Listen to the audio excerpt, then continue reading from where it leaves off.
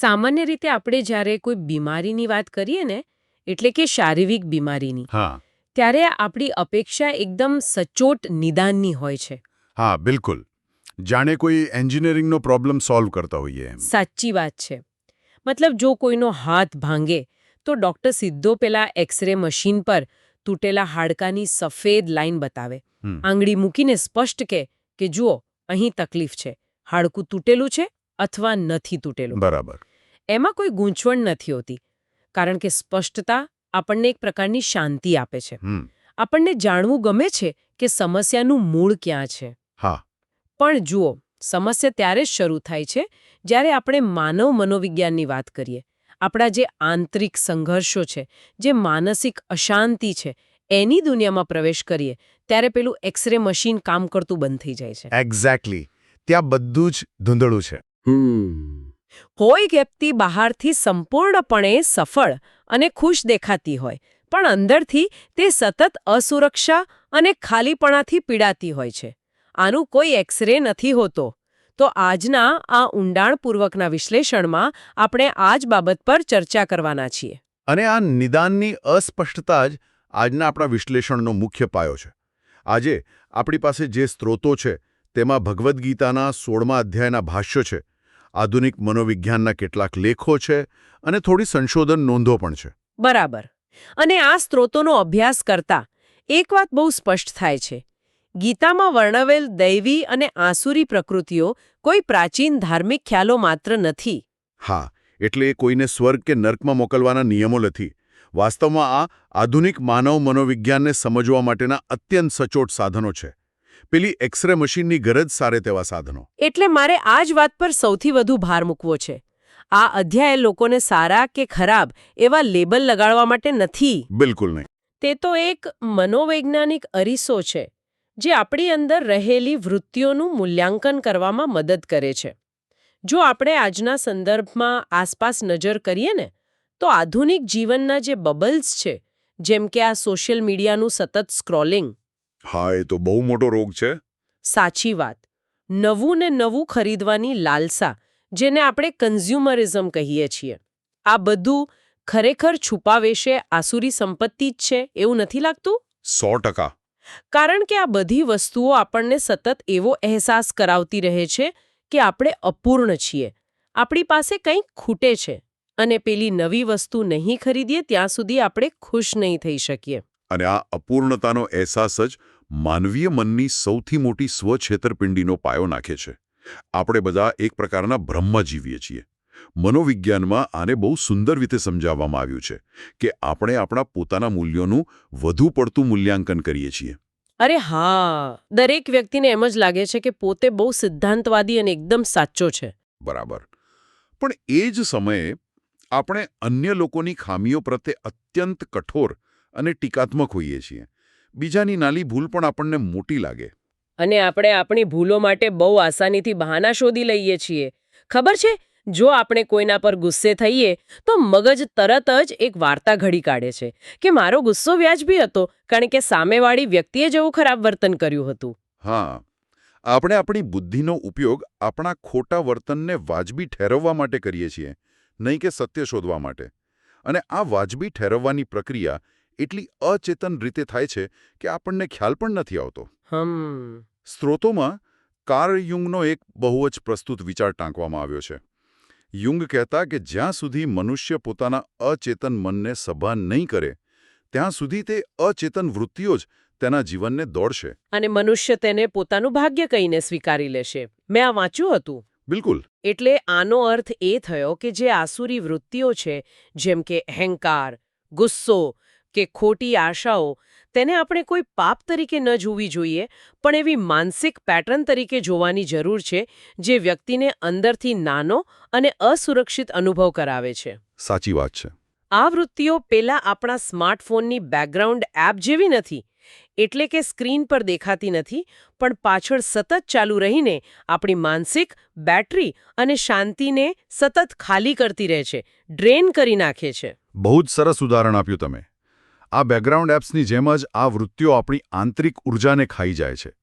હવે આ એપ્સ આપણા મગજને કેવી રીતે હાઇજેક કરે છે તેની કાર્યપ્રણાલી સમજવી બહુ રસપ્રદ છે. હા, એ જાણવું જરૂરી છે. ગીતામાં વર્ણવેલ છે કે નર્કના 3 દ્વાર છે: કામ, ક્રોધ અને લોભ. અહીં કામ એટલે માત્ર શારીરિક આકર્ષણ પૂરતું મર્યાદિત નથી, પરંતુ તે વધુ ને વધુ મેળવવાની એક ન પૂરી થતી લત છે. જ્યારે આ 3 વૃત્તિઓ મનુષ્ય પર હાવી થાય છે, ત્યારે તેની વિચારવાની ક્ષમતા ખતમ થઈ જાય છે. અને માણસ એક યંત્ર જેવો બની જાય છે. બરાબર? બસ ઉત્તેજના આવે અને તે પ્રતિક્રિયા આપે. આ યાંત્રિકતાને તોડવા માટે સ્ત્રોતોમાં દમઃ એટલે કે ઇન્દ્રિય સંયમનો ઉલ્લેખ છે. પણ એક મિનિટ, અહીં મારે થોડો વિરોધ નોંધાવો છે. હા, ચોક્કસ. આ દમઃ અથવા ઇન્દ્રિય સંયમની વાત સાંભળવામાં બહુ પ્રાચીન અને થોડી રૂઢિચુસ્ત નથી લાગતી? એટલે આધુનિક મનોવિજ્ઞાન તો આપણને એવું શીખવાડે છે કે જો કોઈ લાગણીઓને દબાવે તો તે અંદરને અંદર ઝેર બની જાય. બહુ સ્વાભાવિક શંકા છે આ. ધારો કે ઓફિસમાં બોસ મારા પર ખોટો ગુસ્સો કરે અને હું આ દમઃનો અભ્યાસ કરીને એ ગુસ્સાને ગળી જાઉં, તો શું એ લાંબા ગાળે મને જ નુકસાન નહીં કરે? શું આ માત્ર લાગણીઓને ગુંગળાવી દેવાની વાત નથી? તમારી વાત એકદમ વ્યાજબી છે. અને મોટાભાગના લોકો સંયમનો અર્થ દમન જ સમજે છે. પરંતુ સ્ત્રોતો આને સંપૂર્ણપણે અલગ રીતે રજૂ કરે છે. દમઃ એ લાગણીઓને દબાવવા વિશે બિલકુલ નથી. ઓહ, તો પછી શું છે? તે ઉત્તેજના અને પ્રતિક્રિયા વચ્ચે એક ખાલી જગ્યા, એક વિરામ બનાવવા વિશે છે. આને આપણે ન્યુરોસાયન્સની ભાષામાં સમજીએ. આપણા મગજમાં એક લિમ્બિક સિસ્ટમ હોય છે, જે આપણું ઇમોશનલ અથવા લાગણીશીલ મગજ છે. બરાબર. જ્યારે પેલો બોસનો ખરાબ ઈમેલ આવે છે ને, ત્યારે આ લિમ્બિક સિસ્ટમ હાઇજેક થઈ જાય છે. તે તાત્કાલિક બૂમો પાડે છે કે અત્યારે જ આનો કડક જવાબ આપ. હા. અને આપણી આંગળીઓ કીબોર્ડ પર ટાઈપ કરવા પણ માંડે છે, જાણે આપણા પોતાના જ શરીર પર આપણો કાબુ ન હોય. હું આ સમજી શકું છું. બિલકુલ.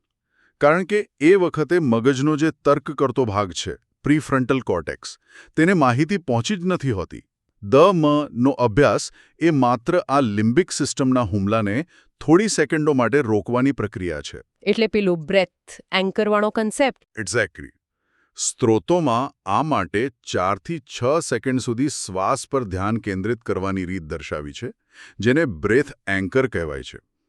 જ્યારે આપણે એ 4 સેકન્ડનો શ્વાસ લઈએ છીએ, ત્યારે આપણે ઇલેક્ટ્રિકલ સિગ્નલ્સને લિમ્બિક સિસ્ટમમાંથી પસાર થઈને પ્રીફ્રન્ટલ કોર્ટેક્સ સુધી પહોંચવાનો રસ્તો અને સમય આપીએ છીએ. શું વાત છે? એટલે કે આપણે ગુસ્સાને દબાવતા નથી, પણ મગજના એ ભાગને એક્ટિવેટ કરીએ છીએ જે આપણને પૂછી શકે કે શું આ ઈમેલનો આવો જવાબ આપવો એ મારા લાંબા ગાળાના મૂલ્યો સાથે મેળ ખાય છે? સાચી વાત છે. આ તો એક કુશળ જાસૂસની જેમ આપણા જ આવેગો પર નજર રાખવા જેવું છે, જેથી તેઓ આપણને કઠપૂતળી ન બનાવી શકે. અને આ નાનકડો વિરામ, આ 4 સેકન્ડનો બ્રેથ એન્કર, માનવીને યાંત્રિક પ્રતિક્રિયામાંથી બહાર લાવીને સભાન પ્રતિભાવ આપવાની સ્વતંત્રતા આપે છે. રોડ રેન્જના કિસ્સામાં પણ આ જ વસ્તુ બને છે. હા, ત્યાં પણ ગુસ્સો તરત જ આવે. બરાબર. કોઈ આપણી કારની આગળ ખરાબ રીતે ડ્રાઈવ કરે ત્યારે આપણો અહંકાર અને ગુસ્સો તાત્કાલિક પ્રતિક્રિયા માંગે છે. પણ જો ત્યાં સંયમની પેલી નાનકડી જગ્યા ઊભી થાય તો વિનાશ ટળી શકે છે. હા, આ 4 સેકન્ડની થિયરી બહુ જ પાવરફુલ છે. પણ જુઓ, આ તો માત્ર પ્રતિક્રિયા રોકવાની વાત થઈ. જો 4 સેકન્ડ પછી પણ મારા મગજમાં આવતા વિચારો જ દૂષિત હોય, તો એ વિરામ પણ શું કામનો? એ પણ એક સારો પોઈન્ટ છે. એટલે પ્રતિક્રિયા રોક્યા પછી મૂળ વિચારોને કેવી રીતે શુદ્ધ કરવા તે સમજવું પણ એટલું જ જરૂરી બની જાય છે. અને આ સીધું જ ગીતાના બીજા મહત્વના ખ્યાલ તરફ દોરી જાય છે, જેને સત્વ સંશુદ્ધિ અથવા મનની શુદ્ધતા કહેવાય છે. જ્યારે મન શુદ્ધ હોતું નથી, ત્યારે તે પૂર્વધારણાઓ અને ભયથી ઘેરાયેલું રહે છે. અને તેવા સંજોગોમાં લીધેલા નિર્ણયો હંમેશા વિનાશક સાબિત થાય છે. સ્ત્રોતોમાં આ બાબતને સમજાવવા માટે પંચતંત્રની, બ્રાહ્મણ અને નોડિયાની એક અત્યંત હૃદયદ્રાવક વાર્તાનો સંદર્ભ આપવામાં આવ્યો છે. અરે હા, એ વાર્તા જે વાંચવામાં બહુ જ સામાન્ય લાગે છે, પણ તેનું મનોવૈજ્ઞાનિક ઊંડાણ ઘણું વધારે છે. આપણે બાળપણમાં સાંભળેલી છે. બિલકુલ. વાર્તામાં એક બ્રાહ્મણ અને તેની પત્ની છે, જેમને પોતાના નાના બાળકની રક્ષા માટે એક નોળિયો પાળેલો છે. એક દિવસ બંને બહાર જાય છે અને ઘરમાં એક ઝેરી સાપ ઘૂસી આવે છે. હા, અને નોળિયો બાળકની રક્ષા માટે સાપ સાથે લડે છે. બરાબર. તે સાપને મારી નાખે છે અને તે લડાઈમાં તેના મોં પર સાપનું લોહી લાગી જાય છે. જ્યારે પેલી માતા ઘરે પાછી ફરે છે ત્યારે તે દરવાજા પર જ લોહીવાળા મોં સાથે નોળિયાને જુએ છે. અને આ તે ક્ષણ છે જ્યાં પેલી લિમ્બિક સિસ્ટમ મગજને સંપૂર્ણપણે હાઇજેક કરી લે છે. એક્ઝેક્ટલી. માતાનું મન જે પહેલેથી જ અસુરક્ષણ અને ભયથી ભરેલું છે તે તાત્કાલિક એક વાર્તા ઘડી કાઢે છે. તે કોઈ તપાસ નથી કરતી, ઘરમાં જઈને જોતી પણ નથી. તેને માત્ર એટલો જ વિચાર આવે છે કે આ જંગલી પ્રાણીએ મારા બાળકને મારી નાખ્યું છે. અને તે જ આવેગમાં તે ભારે લાકડી ઉઠાવીને એ વફાદાર પ્રાણી પર હુમલો કરે છે અને તેને મારી નાખે છે. બહુ દુઃખદ છે આ. હા, અને જ્યારે તે અંદર જાય છે ત્યારે બાળક સુરક્ષિત સૂઈ રહ્યું હોય છે અને પાસે મરેલો સાપ પડ્યો હોય છે. એ ક્ષણે તેને જે પસ્તાવો થાય છે તે અકલ્પનીય છે. આ સત્વ સંશુદ્ધિનો અભાવ છે. તેનું મન શુદ્ધ નહોતું, તે ભય અને શંકાઓથી દૂષિત હતું. તેણે પેલો 4 સેકન્ડનો વિરામ ન લીધો અને વાસ્તવિકતાને જેમ છે તેમ જોવાને બદલે પોતાના મનના ડરને હકીકત માની લીધો. સાચી વાત છે. અને આ ઉદાહરણ બહુ જ ડરામણું છે, કારણ કે આ રોજિંદા જીવનમાં આપણી સાથે પણ થાય છે. બિલકુલ થાય છે. આપણે લોકોના શબ્દો કે ઈમેલ્સનું ખોખું અર્થઘટન કરીએ છીએ, કારણ કે આપણું મન પહેલેથી જ ડર કે અસુરક્ષાથી ભરેલું હોય છે. અને આ વાર્તામાં જે ડરની વાત છે ને, તે આપણને ગીતાના સૌથી અદ્ભુત દૈવી ગુણ તરફ લઈ જાય છે. અભયમ એટલે કે નિર્ભયતા. બરાબર. સ્ત્રોતો આને બહુ જ વૈજ્ઞાનિક રીતે અલગ પાડે છે. જૈવિક ડર અને મનોવૈજ્ઞાનિક ડર. હા, આ ભેદ સમજવો અત્યંત જરૂરી છે. જૈવિક ડર એ ઉત્ક્રાંતિએ આપેલી ભેટ છે. જો તમારી સામે વાઘ આવી જાય કે બિલ્ડિંગમાં આગ લાગે તો જે ડર અનુભવાય છે તે તમને લડવા કે ભાગવા માટે તૈયાર કરે છે. એટલે કે તે શરીરની સુરક્ષા માટે છે. સાચું. પરંતુ મનોવૈજ્ઞાનિક ડર તદ્દન અલગ પ્રાણી છે. તે કલ્પનાઓ, ભવિષ્યની ચિંતાઓ અને અછતની માનસિકતામાંથી જન્મે છે. મારું ભવિષ્ય શું થશે? લોકો મારા વિશે શું વિચારશે? જો હું નિષ્ફળ જઈશ તો? આ બધું મનોવૈજ્ઞાનિક ડર છે. ખબર છે, હું તો આને એક આધુનિક ઉદાહરણથી સમજાવું. આ મનોવૈજ્ઞાનિક ડર એ વર્ચ્યુઅલ રિયાલિટી એટલે કે VR હેડસેટ પહેરવા જેવું છે. રસપ્રદ છે. કેવી રીતે? ધારો કે કોઈ વ્યક્તિ પોતાના લિવિંગ રૂમમાં ઊભી છે અને તેણે VR હેડસેટ પહેર્યો છે, જેમાં એક ઊંડી ખાઈ દેખાઈ રહી છે. હકીકતમાં કોઈ જ ખતરો નથી, પગ જમીન પર જ છે, પણ છતાંય મગજને લાગે છે કે ખાઈમાં પડી રહ્યા છીએ. હા, ધબકારા વધી જાય તરત. બિલકુલ. હૃદયના ધબકારા વધી જશે, પરસેવો વળવા લાગશે. મગજ કલ્પનાઓ અને હકીકત વચ્ચેનો તફાવત ભૂલી જાય છે. તો મારો પ્રશ્ન એ છે કે આ મનોવૈજ્ઞાનિક હેડસેટને ઉતારવો કેવી રીતે? બહુ જ સારો પ્રશ્ન. આ હેડસેટ ઉતારવાનો રસ્તો આપણી આંતરિક વાર્તા બદલવામાં છે. યાન રોબર્ટસનના પુસ્તક ધ સ્ટ્રેસ ટેસ્ટનો સ્ત્રોતોમાં જે ઉલ્લેખ છે તે આનું સચોટ સમાધાન આપે છે. શું કહે છે એ પુસ્તકમાં? રોબર્ટસન સમજાવે છે કે શારીરિક સ્તરે ડર અને ઉત્સાહ બંને એક જ પ્રકારની પ્રતિક્રિયા જન્માવે છે. બંનેમાં હૃદયના ધબકારા વધે છે, એડ્રેનલિન છૂટે છે. મગજ બંને વચ્ચેનો તફાવત નથી સમજી શકતું. ઓ, એટલે કે ડર એ ખરેખર શ્વાસ લીધા વિનાનો ઉત્સાહ જ છે. બિલકુલ. જ્યારે એથ્લેટ્સ કોઈ મોટી ગેમ પહેલા મેદાનમાં ઉતરે છે ત્યારે તેઓ એવું નથી વિચારતા કે હું ડરી ગયો છું. તેઓ પોતાની જાતને કહે છે, હું ઉત્સાહિત છું. તેઓ એ શારીરિક ઉર્જાને એક પડકાર તરીકે સ્વીકારે છે. સાચી વાત છે. મનોવૈજ્ઞાનિક ડર, ખાસ કરીને લોકો શું કહેશે તેનો ડર, એ સપનાઓનો સૌથી મોટો હથિયારો છે. તે એક પ્રકારનું પ્રોજેક્શન છે, વાસ્તવિકતા નથી. જ્યારે આપણે આ ડરની આંખમાં આંખ નાખીને તેને પડકારીએ છીએ ત્યારે આપણે સાચા અર્થમાં નિર્ભયતા તરફ કદમ વધારીએ છીએ. આ બધી તો આંતરિક સફાઈની વાતો છે. પ્રતિક્રિયા રોકવી, મનને શુદ્ધ કરવું, ડરથી મુક્ત થવું. પણ જ્યારે આ ડર અને અસુરક્ષાની ભાવના દૂર થાય છે ત્યારે જ કોઈ વ્યક્તિ બાહ્ય જગત સાથે યોગ્ય રીતે જોડાઈ શકે છે. હા, અને અહીં ઉદારતા કે દાનની વાત આવે છે. સાધારણ રીતે આપણે દાનને માત્ર પૈસા આપવા સાથે જોડીએ છીએ. હા, સામાન્ય રીતે તો એવું જ મનાય છે. પણ ગીતામાં વર્ણવેલ દાનમ એ માત્ર નાણાકીય લેવડ-દેવડ નથી. તે ખરેખર તો આપણી માલિકી ભાવની, આ બધું મારું છે તેવી પકડને ઢીલી કરવા વિશે છે. બહુ સાચી વાત. એક અસુરક્ષિત વ્યક્તિ હંમેશા વસ્તુઓ, સંબંધો કે સત્તાને પકડી રાખે છે. તેને સતત ભય સતાવતો હોય છે કે જો તે કંઈક આપી દેશે તો તેની પાસે શું બચશે. માત્ર એક એવી વ્યક્તિ જે અંદરથી સુરક્ષિત અને નિર્ભય છે તે જ સાચા અર્થમાં ઉદાર બની શકે છે. આ તો આપવાની વાત થઈ. પણ સ્ત્રોતોમાં બીજો એક બહુ જ રસપ્રદ એંગલ જોવા મળ્યો, જે લેવા વિશે છે. ઘણીવાર આપણે જોઈએ છે કે લોકો મદદ લેતા ડરે છે, જેને બહુ જ સચોટ રીતે કર્ણ સિન્ડ્રોમ તરીકે ઓળખાવવામાં આવ્યું છે.